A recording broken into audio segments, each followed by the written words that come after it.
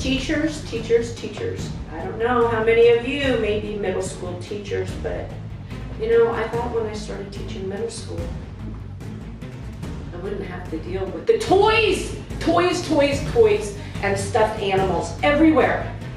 I've had it with the toys. Put them away, please. Years and I've had it. She's really raving mad. Hi students, I'm back.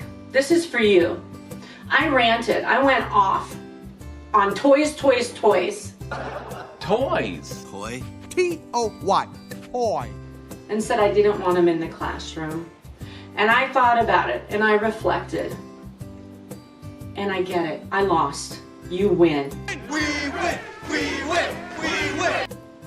Toys are fun. Well, of course they are. Duh. I'm gonna start infusing your toys in my lessons with spring break, bear care.